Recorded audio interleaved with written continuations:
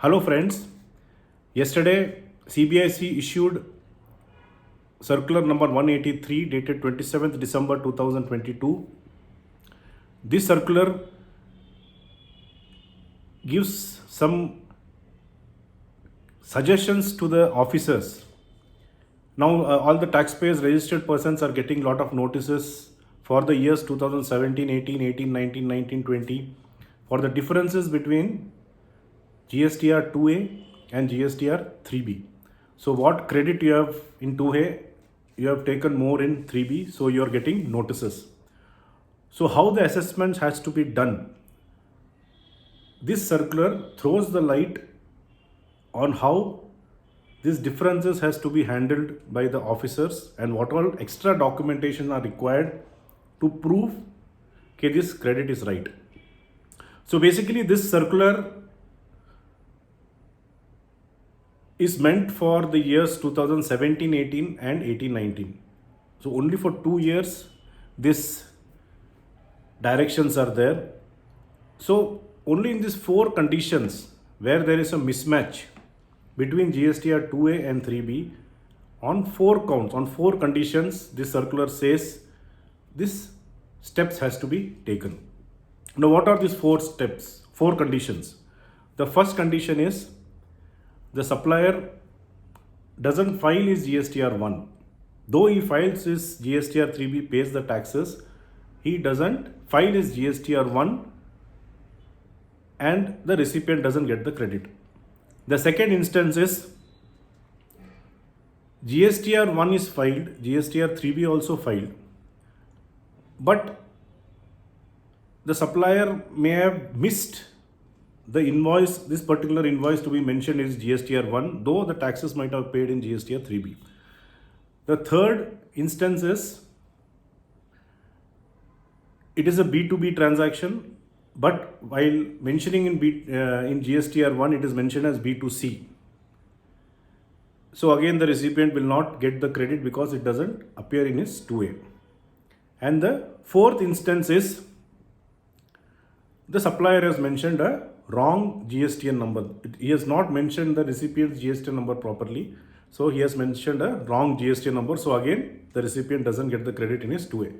So in these 4 instances, what this circular says is, if the difference between 2A and 3B with a specific supplier is more than 5 lakhs, it is telling the proper officer to tell the recipient who is taking the input tax credit to get the certificate from a chartered accountant or a cost accountant. So the recipient who is claiming the ITC, he has to get a CA or a cost accountant certificate. The recipient has to get it from the supplier. What it should have, the certificate should say the supplier has supplied the goods to the recipient and the supplier has made the tax payment. So now the recipient's chartered accountant or a cost accountant or the supplier's chartered accountant or a cost accountant has to give a certificate telling the supplier has supplied the goods to the recipient and supplier has paid the taxes. This is if the difference between 2A and 3B is more than 5 lakhs.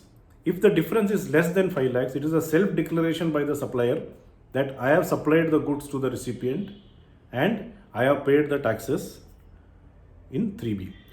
So these are the 2 documentation which the proper officer may ask while doing the assessment or while doing the scrutiny to satisfy himself that the credit is genuine. Now, how far this circular is valid?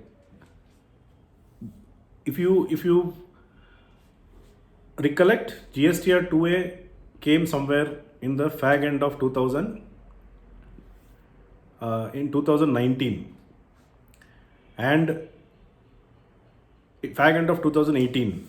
And there were a lot of initially 2A, how 2A has to be viewed, what all was coming in 2A was not very much clear. And later the taxpayers came to know, they started viewing what was coming, and then rule 36.4 was brought in from 9th October 2019. Now what this rule 36.4 of CGST rule says, when it was introduced in 9th of October 2019, it said any eligible credit in excess of 20% of what is not appearing in 2A, you can take the credit if you have got the valid invoice and the goods and services has been received. So you have got the credit in 2A, you have taken that credit, and some credits which have not come in 2A, 20% of the eligible credits what is there in 2A in excess you can take if you have got the valid tax invoice and you have received the goods and services. So when rule 36.4 was there introduced, it was 20%, then it got reduced to 10%, then it got reduced to 5%, and from 1/1/2022 it was done away with. Now if you see section 16.2, what are the conditions to take the input tax credit? Basically there are only 4 conditions. Originally there were 4 conditions, then they inserted 5th and now 6th. So originally for this years which the circular says, 2017-18 and 18-19, there were basically only 4 conditions to take the credit. The first was you should have a valid tax invoice or a debit note. Second is you should have received the goods or services. The third was the supplier should have made the payment. And the fourth was the recipient should have filed his returns. Now the third condition, so the circular actually is asking you to get the certificate from a chartered accountant or cost accountant or a self-declaration, is basically to satisfy the third condition, that is 16.2C, which says the supplier has made the payment. Now there may be so many instances where you might have already got the materials, the supplier, maybe you have gone, suppose you are in Bangalore and you go to Delhi and buy some materials and come. We are talking about something which is 4-5 years before. And when I got the materials that time, there was no 2A. So I have no option to check whether the supplier has made the payment. It is impossible for me to go and check in the records of the supplier whether he has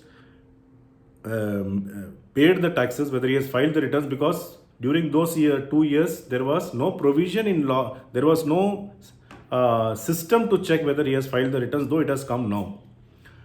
So now after 5 years, if the department says go to that supplier in Delhi, who is there in Delhi, and get this declaration. Now how it is possible when during those years when I had got, there was no provision, and today after 5 years you bring a direction telling to get this certificate. So my personal view is this circular again will be null and void. It is when the law does not permit, when it says 4 conditions and the third condition it never gave any system for a recipient to check whether the tax has been paid, credit has come.